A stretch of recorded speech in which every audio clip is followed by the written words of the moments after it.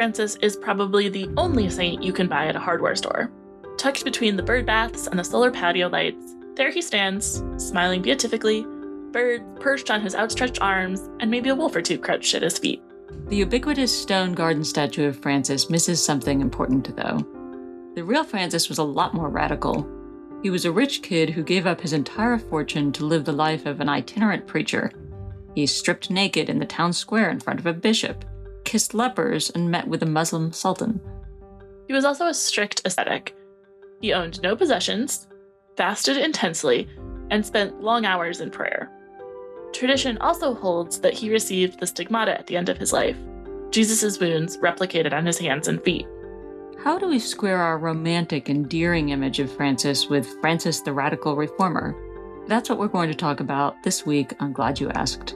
Welcome to Glad You Asked, where we answer the questions about Catholicism that are easy to ask, but not so easy to answer. Hey, Rebecca. Hey, Emily. Do you have a statue of St. Francis in your garden? I do not. My parents do, which also marks the grave of one of their pets, a cat or a dog. I'm not sure which. But I don't even think I have a St. Francis in my house. I'm looking around my office right now.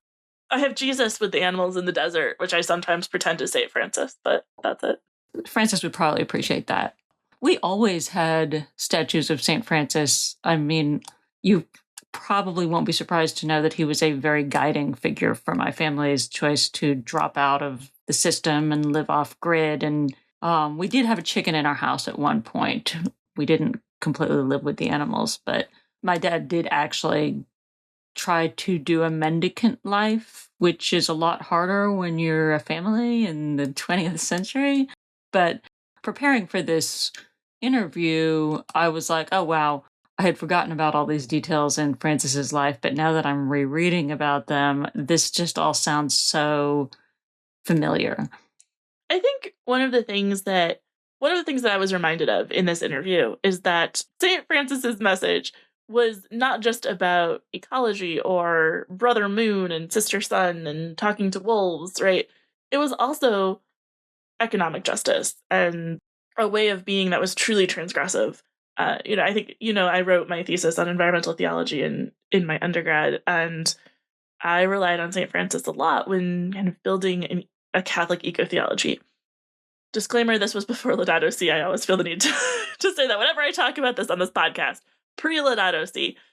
But I think what I didn't realize at the time was just truly how intersectional these matters of justice are. That, like, a lot of the reason that St. Francis speaks to ecological justice is not because he talked to birds, but because he took his clothes off when a bishop was in the town square to protest the church's inordinate wealth. Yeah, and so I'm glad we're having this conversation and kind of bringing those two things together. I do wonder if that's one reason why St. Francis remains so popular, because even his kind of romanticized, cushy versions, they're all connected to things that we care deeply about, not just as Christians, but just as humans. Care for the poor, care for the earth. This tremendous sense of affection he had for all living things. I think we have a craving for that. Women's roles in the church, right? Interreligious dialogue with his conversation with the Sultan. Like, it really does get at a lot of the issues that we are still kind of wrestling with in the church today. Yeah, and the way he was kind of summoning the church to return to what Jesus had originally taught, I think that's really powerful, because it seems like over and over again throughout the church's history, the church has kind of wandered into the realm of acting like an imperial power, and we've had these reformers come along and be like, no. And Francis is just such a powerful one, and he stood out at a time when other reformers were being persecuted by the church. And he, by contrast, not only attracted this huge following, but ended up, having an order that was approved and exists to this day. So would this radical church reformer appreciate being your garden statue? That's what we're going to talk about today. I'm glad you asked. I'm Emily Santa. And I'm Rebecca Bratton-Weiss. Before we get into the interview, let's take a moment to thank our sponsors. This episode of Glad You Asked is sponsored by the Well Spirituality Center, a community that fosters an awakening to our unity with the divine, one another, and all creation. Visit csjthewell.org for a list of their programs, including retreats, guest speakers, workshops, prayer and wellness practices, and more. This year, the Well is even hosting a native plant workshop and a summer equinox labyrinth at the Spirituality Center near Chicago. Many of the other programs can be joined virtually from afar. Check out everything coming up on the calendar at csjthewell.org.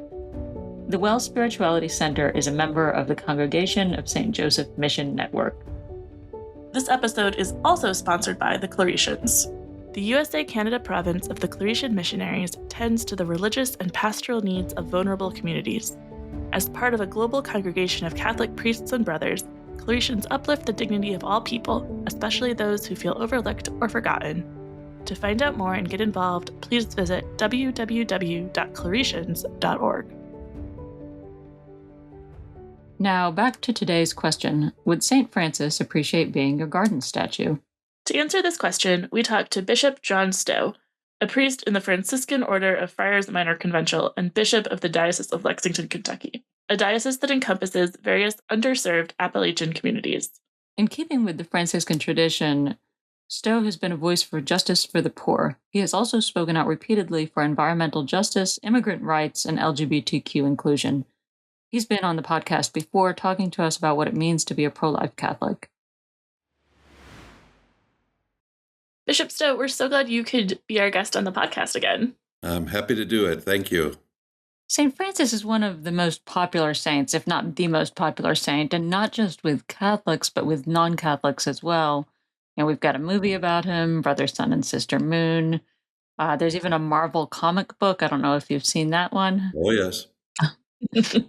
Why do you think St. Francis has captured the cultural imagination so much? It's a good question. And I think St. Francis has been popular for long periods in history, so he kind of outlasts many of the trends or many of the pop culture figures. And maybe because he stands for transcendent values and a whole different approach to life and the world. The ethos, you might say, of Brother, Sun, Sister Moon kind of had the Francis of Assisi as the proto-hippie and, in love with the world, in love with nature, everything else. In our day and age, I think with the ecological crisis and concern about the climate, I think there is a recognition not only of Francis' love for creation, but seeing the interrelatedness of all creation. And it certainly didn't hurt to have a pope choose the name of Francis to bring him back, not that he ever really left, but to bring him back into the popular imagination and awareness. St. John Paul II invited the world leaders of various religions together, and the only venue they could agree upon for a place of prayer was Assisi. Rome was too connected to Catholicism, and every other place suggested had its connection, but Francis seemed to be the universal brother that everyone could relate to. Does that go back to his visit with the Sultan in Egypt 800 years ago? I'm not really sure, but what I'd like to think is that it's the authenticity of this man who was certainly just seeking his own path, but he lived it so generously, so joyfully, and so authentically that people followed him. He was attractive.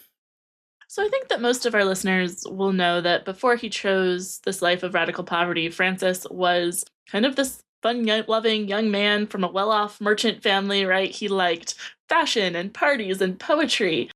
Could you talk a little bit about what provoked this choice to change his lifestyle, to embrace radical poverty, and how this was kind of seen at the time?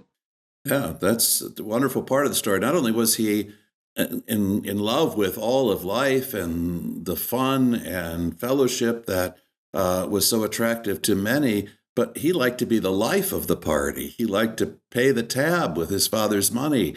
He liked to show everybody a good time, and seemed to be pretty careless. But his one ambition at that point in his life was to distinguish himself in battle and perhaps gain a noble title for his family. They were affluent in terms of the rising mercantile class, but they were still part of the minores in a time when there was strict economic division between the major players, or the mayores, and the minores, or the lesser folks. And Francis' ambition, I think, was encouraged by his father, a very successful businessman. But you can easily imagine how his lifestyle wasn't exactly the kind of discipline that prepares a good soldier for war. And so he's quickly taken captive in his first entry into war. And being a prisoner of war allows him a lot of time for thought and contemplation. And he didn't get any visitors from among his previous friends. It wasn't like he was held captive on the other side of the world. It was in the neighboring town to Assisi. So he had time with himself, and various biographers have given us stories about dreaming about which leader, which king he wants to serve, what standard, who he is going to fight for as a soldier. And then Francis emerges from that experience pretty lost. I sometimes refer to him as the first prolonged adolescent. He goes back to his parents' house, but really doesn't have a purpose in life. He's got a job in his father's business, but his heart is not in it. He's pretty sloppy at it. He doesn't care for making money. There's no joy in that. And he starts hanging around abandoned churches, and the rumors go around that the guy's gone crazy, that he's not altogether with it. And then when he hears the voice from the crucifix telling him to rebuild the church, and he believes that's literally what he's supposed to do, he's going around begging stones and mortar and mortifying his father that his upwardly mobile son is now a beggar. But he was discovering more and more freedom the more he did things other than what his father was proposing for, his future. And then, of course, he tells us himself the story of the leper that he sees along the road. And while, even before his conversion, he was known for his generosity. Again, easy to be generous with somebody else's money. But he would always pity lepers, and he would have mercy towards them and typically throw them a coin from a distance. But he tells us when he was riding along on a horse one day and he sees a leper coming towards him, and a big part of him wanted to revolt and go in the opposite direction in disgust and certainly throw some money at him, but get out of there.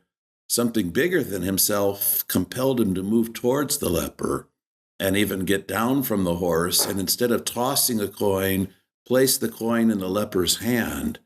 And there was an encounter with the leper's humanity that seems to have transformed Francis's life. And I think if we fast forward throughout his life, I think it's that encounter with the leper in which he encounters humanity, and then his encounter with the human Christ, that which he can connect to Christ, who is rejected, who's mortified, who's vilified, who's crucified. He can see Christ as somebody related to that leper. And then much later in life, as the story about him being himself marked with the wounds of the crucified, he can even see Christ in himself, which is what he was portraying. That's what he was conveying to others who were moved by his genuineness. What can we learn from this story about St. Francis' encounter with the leper? How can we imitate this today? Yes, society will always have lepers. There will always be a group that is looked down upon and that people avoid. It wasn't that long ago we went through Holy Week and we heard the suffering servant songs of Isaiah and how they were fulfilled in our understanding by Christ, the suffering Messiah. And part of it was feeling rejection from his own people, and part of it was having an appearance that would not draw people to himself. We can think about Pope Francis and his outreach to so many people that were considered on the fringes or on the margins. I remember the image of a man that was covered with boils from head to toe. There's these great protrusions from his skin. And the man himself talked about how people were fearful of him, that no one would sit next to him on a bus or in public transportation or on a park bench or at a table, how he was really, people kept their distance from him because of his appearance. There's a beautiful picture of Francis embracing and kissing this man. And he talks about afterwards how he was a celebrity. Then everybody came up to him and wanted to know his story and who he was and how did he get the Pope's attention. Well, it's one of many, many stories about Pope Francis really living the spirituality of his namesake, St. Francis. So for St. Francis, the lepers were the untouchables in society. They were people to be scorned, if not just completely avoided. And Francis has a personal encounter with one, and then he seeks out more. He's actually working in a leprosarium. He's actually bathing the lepers and coming into this dangerous contact because people had so much fear about catching that disease. And Francis found a joy. And what can we learn from that? I think Pope Francis told us all the time that we're going to have our most genuine encounters with Christ on the peripheries, not among the comfortable and the powerful and the influential, but on the peripheries. So, of course, the popular image of St. Francis is of this gentle nature lover standing there covered with birds, right? We have the stories about him preaching to the birds or taming a wolf. Is this image accurate? It's accurate, but it's partially accurate. It's part of the story.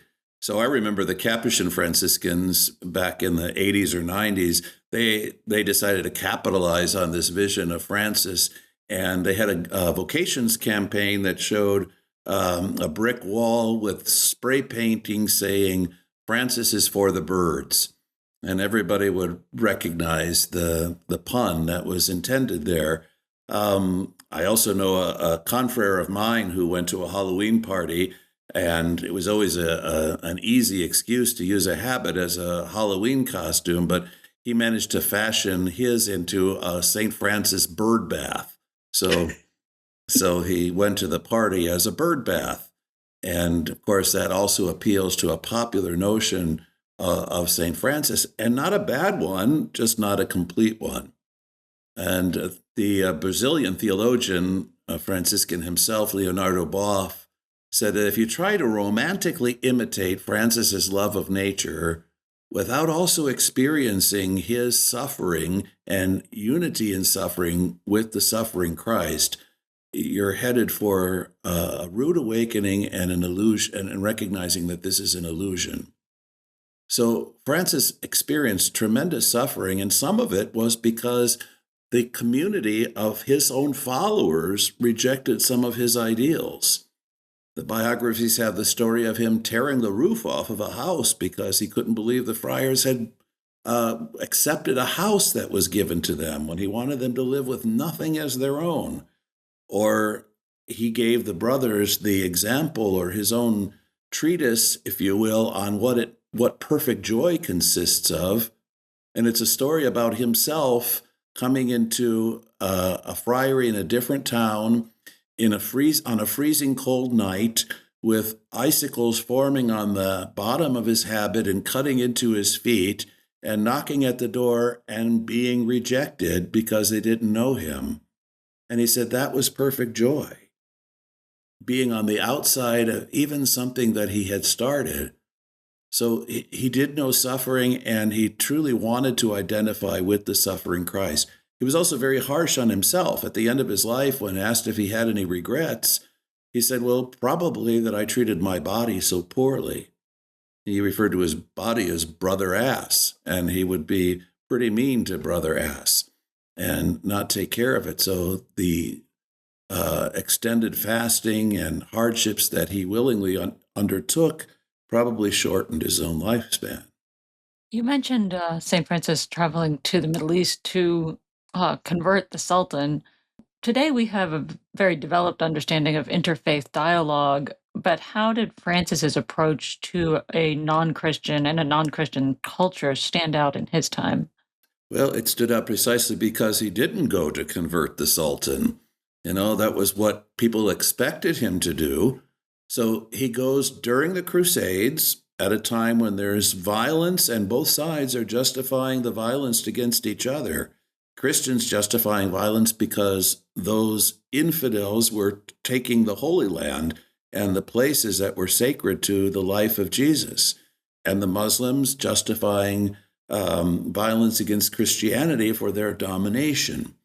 So Francis, against orders, goes without arms into the midst of the camp of the Sultan, and he confronts the Sultan, or rather he encounters the Sultan, which is really what the whole story is about, and they discover in each other fellow human beings, true brothers, and fellow believers.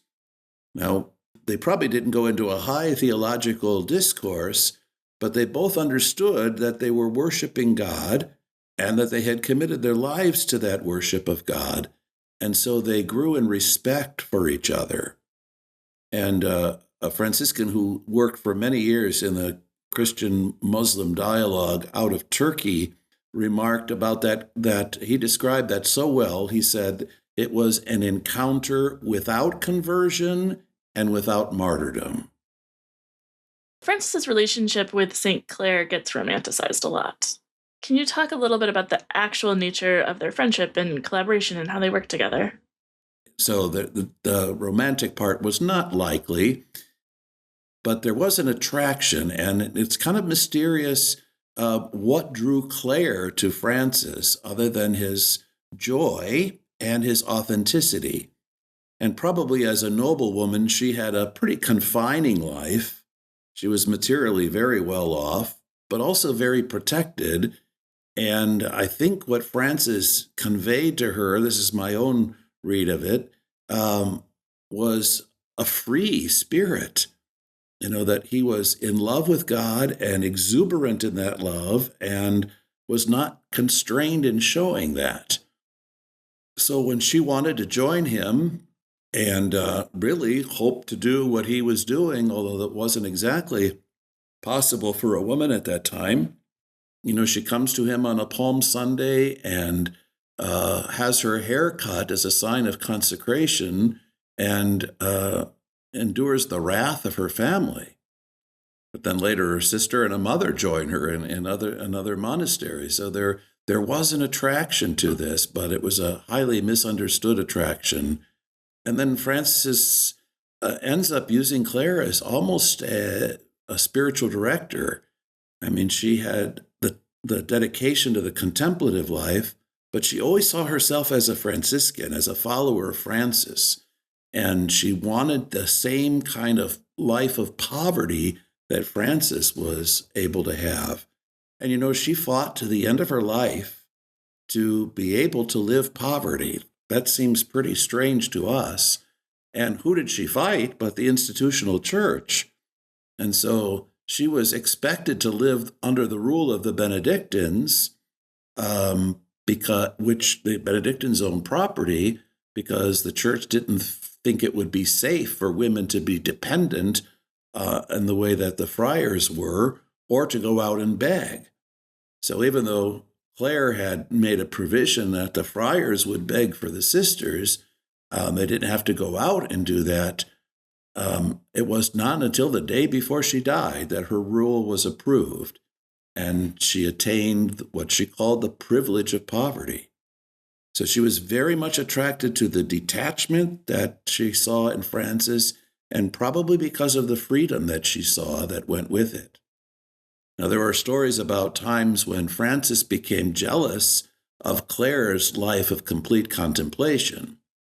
So Francis tried to have the best of both worlds, and he would withdraw for long periods of time. He would be a hermit for several weeks at a time, or he had multiple Lents during the year. It wasn't just the Great Lent before Easter, but he celebrated a Lent or observed a Lent before Christmas, and from the Feast of St. Michael in September. And it was during the Lent of St. Michael that he experienced the stigmata, receiving the marks of the crucifixion on him. But he wanted those extended periods of contemplation, and more than once thought, maybe I should just do that full time. And it was Clare who had to say, no, the world needs your witness. People need to hear the way you present the gospel in simplicity and in attractiveness and authenticity. So she was his spiritual director in many ways. Now, Francis's advocacy for poverty was fairly controversial at the time, right? Yeah, believe it or not, the church argued about whether Jesus and his apostles were poor. And so there was this whole debate that goes on in the theological world at the University of Paris during the life, or shortly after the life of Francis, about what to do with this mendicant movement. Because not only is Francis doing what he's doing in Italy, but Dominic Guzman, who was from Spain, ends up in southern France in the places of the Albigensian heresy. And he also wanted to imitate the poverty of the disciples in order to attract people to the truth that was being preached.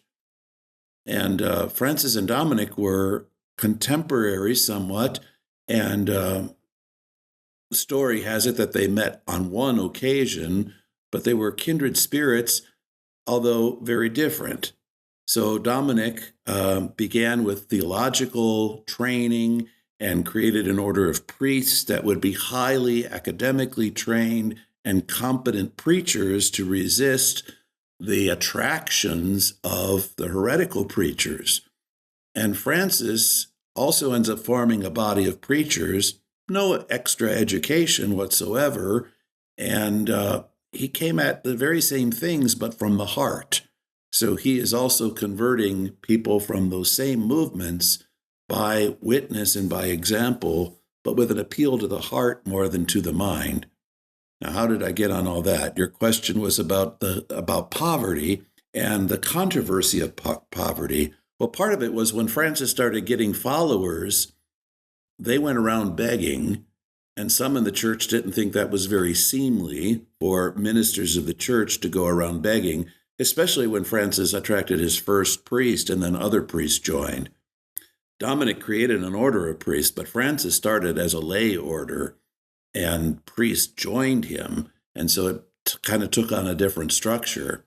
But then if they were to preach and lead people to Christ, they also started to arouse some resentment on the part of the secular clergy, or what we would call the diocesan clergy today, that these beggars were going around and taking money from the people that they might have otherwise given to the church. And why aren't they following the structure that's in place and have a parish with a benefice? They were doing other kinds of things. But it was really the unseemliness, both from Francis's own father, who didn't want to see his son begging, to the church itself, although he insisted and got approval for a rule that involved begging. In his rule, his first rule and the later rule, said the brothers should work with their hands, that begging was kind of the last resort. So the brothers should do menial tasks and be paid for that. But they couldn't keep money, and so they were to be paid in food, or they were to be paid in kind, but rather than collecting money. Really a strong statement against the materialist, consumerist culture that was beginning way back then in the 13th century with the advent of trade and the use of a monetary system. One thing that I had never really thought about before we were preparing for this podcast is that Francis was never ordained a priest. And so does it say anything about lay people's leadership that everyone's favorite saint was not an ordained priest?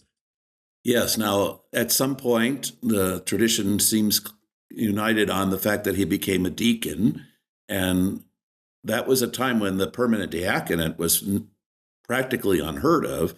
The only deacons were those who were on their way to becoming priests. He never became a priest. It's probable that if he did become a deacon, and again, some of the biographers say that he did, that it was so that he could legitimately preach. But he saw himself as a layperson.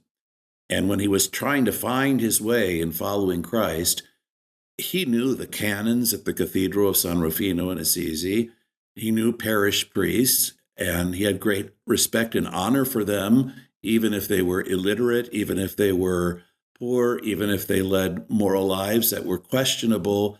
He had great reverence for what they could do, especially the celebration of the Eucharist. So he led people to great reverence for priests, but he didn't become one.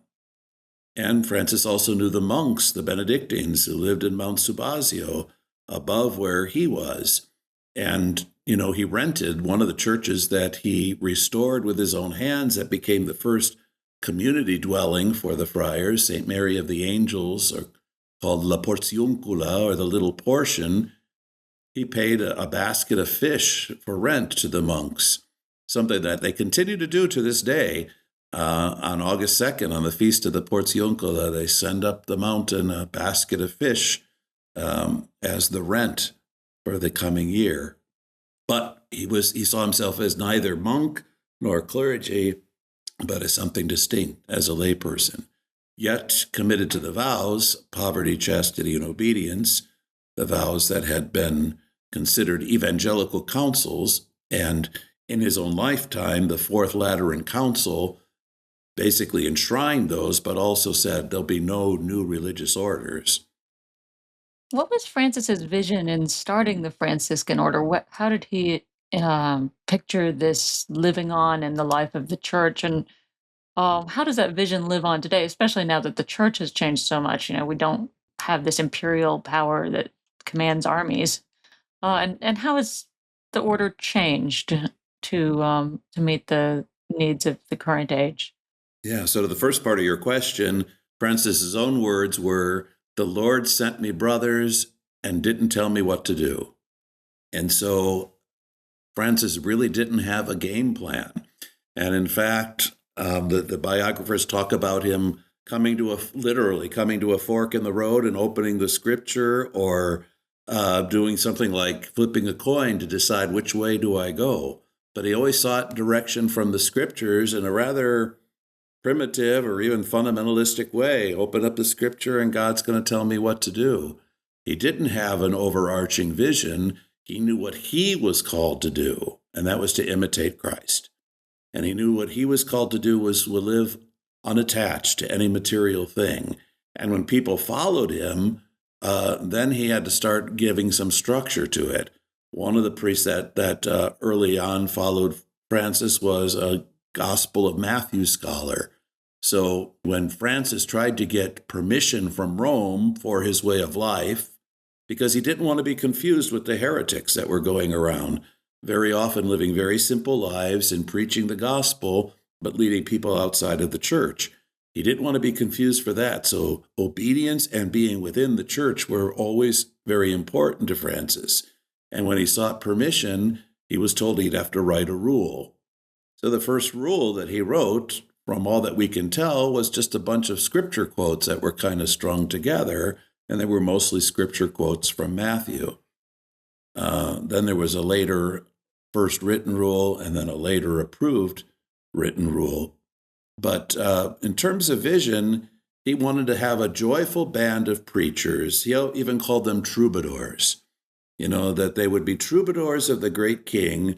They would be wed to Lady Poverty, and so free to go anywhere and arouse in people a joyful love for Christ. And he didn't have big plans beyond that, no idea of how to structure it.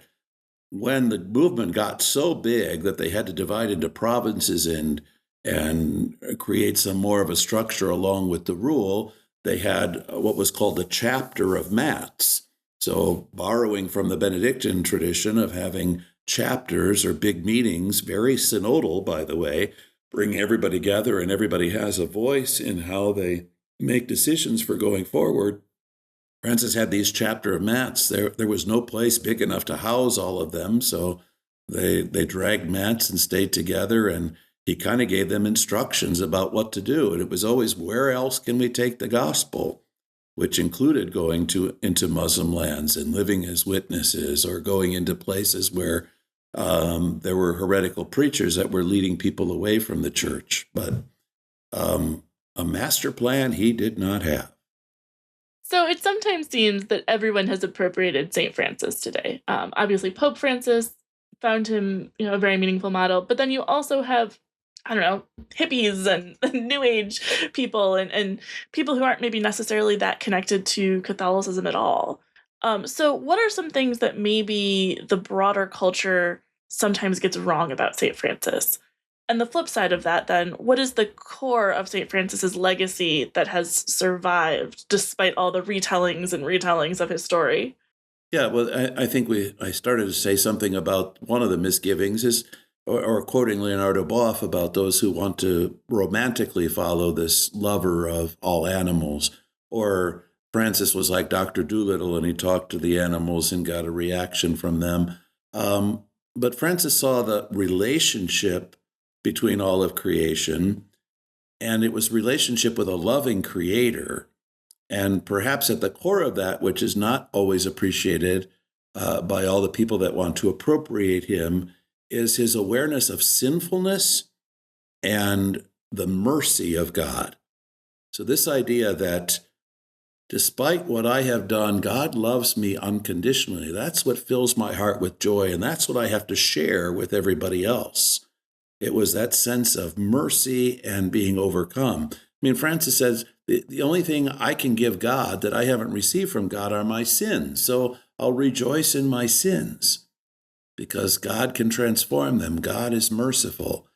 I don't think that's part of the broadly and popularly known version of Francis. The kind of poverty that he lived, that he would willingly give things away to not only beggars, but to thieves who were trying to rob him. And he constantly battled his own brothers because they thought he was too extreme or, come on, Francis, we got to have something, but he was so radically detached from everything else that he was fine. But as rigid as he was with himself and as absolute as he was with himself, he wasn't with the brothers. And there are some very tender lines in his rule about if you're a minister, if you're the one that's a leader of the other brothers, then you have to be so compassionate that no matter what sin they've ever committed, they should be able to come to you with great confidence and tell you and not fear rejection as a brother. And he talked about the leaders, the ministers being like mothers to their sons. So that part of Francis, I don't know, is all that well known. And, the long hours that he spent in prayer day and night, and his willingness to make a fool of himself. One of the things he really didn't want was false praise. And so there's a story about him going into a town, and he didn't have strict rules like some orders did. He did not insist on vegetarianism. He didn't insist on strict fasts or anything like that. And there was one place, at least one place, that he went to that he knew the people thought he was fasting and that he didn't eat meat, and he had done that because somebody offered it to him. And so he then put a sign on him, "I'm a fraud," and he went through town wearing the sign, "I'm a fraud." Not because he wasn't doing what he said he was doing, but he didn't meet what people's expectations of him were, even if those were not well-founded expectations. When we were talking about this this theme for our podcast, we were kind of joking about, what would St. Francis say if he came to visit Earth today and saw himself in all of these garden statues. And my family's always had a St. Francis garden statue that's been essential to our spirituality. What do you think he would say about that? I think he'd probably be amused by it, and given how little connected we are to the earth today, he probably would think, well, that's a role I can play, is connecting people to the earth and to gardens and to nature. So I don't know that would be such a bad thing. But the part that we forget is his love of human beings sometimes, and the mercy that requires to be in a loving relationship with other people, especially when they disagree with you. The great story about Francis and the Wolf of Gubbio.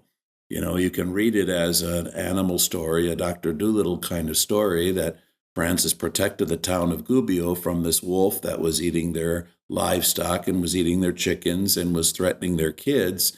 And so the story is that Francis calls a town meeting and has the mayor of Gubbio and all the citizens dialoguing with this wolf and actually shaking hands on a pact that they will continue to feed the wolf and the wolf won't attack them or attack their children. But it's really about powerful people and the people without power, and how do you get along, and how do you deal with rebellions coming from the people who are struggling to survive against the wealthy. So, those kind of things are broad in the story quite a bit. So we always end these interviews by asking our guests, if you want listeners to take one thing away from the conversation, what would that be? Oh, well, what Francis really wanted was for his followers to live the gospel. And he said live the gospel sine glossa. And the glossa were the comments on the gospel. So at a time when gospel books were written by hand, and then the commentaries would be written in the margins. And sometimes the commentaries overshadowed or overpowered the amount of text of the gospel that was on the page. So Francis referred to the part that was actually gospel as the marrow, like in a bone, the marrow of the gospel. That's what he wanted people to live, not the commentary.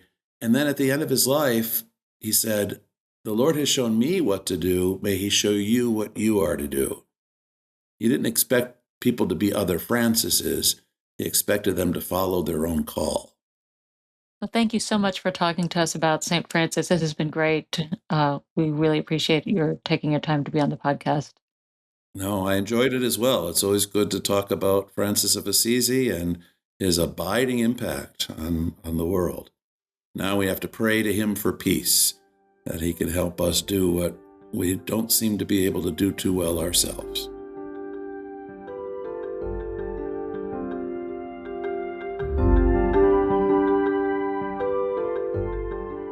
So I always love listening to Bishop Stowe talk about anything, but I feel like today was exceptionally good. As an expert on St. Francis, he just had so many wonderful things to say. Was there anything that surprised you in that interview? I think there was a lot that surprised me, but what I wanted to point out and talk about was the relationship between Clare and Francis, and not that they weren't romantically involved, because honestly, I would be surprised that anyone would go there, I think, but just that she was almost the one who not was in charge, but that he looked to her for spiritual direction, and she wasn't this little woman following him around, inspired by his example, that she was really the one giving him spiritual direction. She was pushing him when he said, I don't want to have my own order, I just want to pray in a corner. And that she also was fighting the institutional church in her own way and won. I just think that gives her a lot more agency than some stories I've heard about Clare. So I confess I am one of those people who romanticize the Francis and Clare thing, not in a romance way, but in this kind of platonic thing. I was in college, I was a teenager, whatever. But I had this whole idea that wouldn't it be beautiful if you fell in love with someone and then instead of marrying, you went off and you became reformers and started orders and protested injustice. And I think that I was headed in the right direction there, but this need to romanticize Francis and Clare and make them seem like they were somehow sublimating something else, I think is just very unnecessary. And yet it's common. I've run into a lot of poetry and writing that seems to suggest that there's some kind of sublimation there, as though their mutual friendship and focus on their ministry wasn't enough somehow, since they were a man and a woman. Right. It's not it's cool enough that Francis went to a woman for spiritual direction in the 14th century? Is that what? That's pretty cool in and of itself. We don't need to add all these other layers on top of it. So was there anything else that surprised you? So I knew that Francis had gone to meet with the Sultan, and I had never heard that he went to convert him, but hearing Bishop Stowe say firmly that no, he wasn't going there to convert him, really was incredibly vindicating of contemporary ideas about interfaith dialogue, where there's still this pressure. Well, why are you meeting with them if you're not going to convert them? What are you doing as a missionary if you're not going to convert them? As though that's the only goal. Yeah, he said something about I had a quote written down, something about an encounter without conversion and without martyrdom. Yeah, that was good. Yeah, but like, kind of going off that, like, I don't know, there's a message in there for Catholics kind of engaging their political and geopolitical enemies right now too. Like, what does it mean to go into a conflicted setting without needing to win it? Yeah, and I think maybe that was something I would have liked to discuss a bit more, was how Francis's mission was also connected with pacifism. I remember there actually, now this may be inaccurate because I read that comic book about Francis, loved it. But there was one section in there where someone's like, Francis, if people keep joining your order and like committing to peace and poverty, no one's going to be left to fight in the army. And Francis is like, would that be a bad thing? And I would love to discuss a little bit more what this Francis's creative embrace of peace could mean for us today. Yeah, if we've moved to the topic of things we'd wish we talked more about, I wish we talked about the legacy that St. Francis has had on Bishop Stowe as a Franciscan.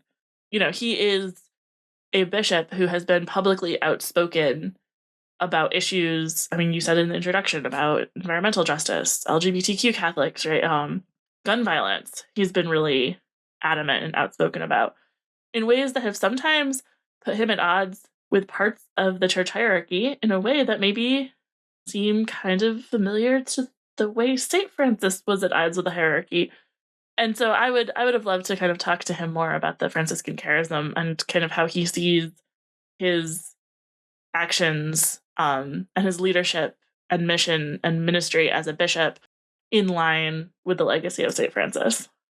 Yeah, that's a really great point. But yeah, I mean, I've been so impressed with his leadership on all of these issues, and it really does connect very much, I think. And I think just as a lot of non-Catholics are inspired by St. Francis, I think that a lot of non-Catholics are similarly inspired by religious leaders like Bishop Stowe and Pope Francis and Pope Leo, who are living out this genuinely gospel-based ministry that folks have a hunger for. So speaking of the gospel, if you were going to preach a sermon about today's conversation, what would it be? So something that Bishop Stowe said that really stood out for me was that St. Francis did not try to force people to imitate him. And that reminded me of a quotation from, I believe it was Cardinal Newman, who said that the saints were admirable but not imitable. And that really highlighted that each person's path to holiness is going to be absolutely unique. And I think that St. Francis's tremendous affection for all living things, all kinds of unexpected living things, little creepy crawlies, it highlights the beauty of that call to holiness that acknowledges the uniqueness of the person. How about you? I would preach a sermon about the Wolf of Gubbio.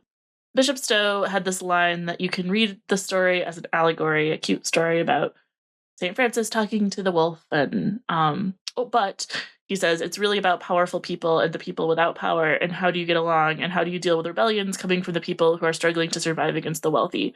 And I was thinking about the people that we in our modern society read as the wolf, people who are desperate and hungry and who have been pushed to the margins and are being called a threat, and what it would look like to take the risk of being St. Francis in the story and kind of standing in that position that everyone sees as dangerous because you're up against a hungry, snarling wolf, and mediate and listen. Actually, like, just sit down and listen to the wolf and what it needs. Something about, like, people's desperation sometimes can look like being a predator. And that wolf framing applies to a lot of situations. And I think there's something there that would make a really good sermon. I would love to listen to a sermon about the wolves.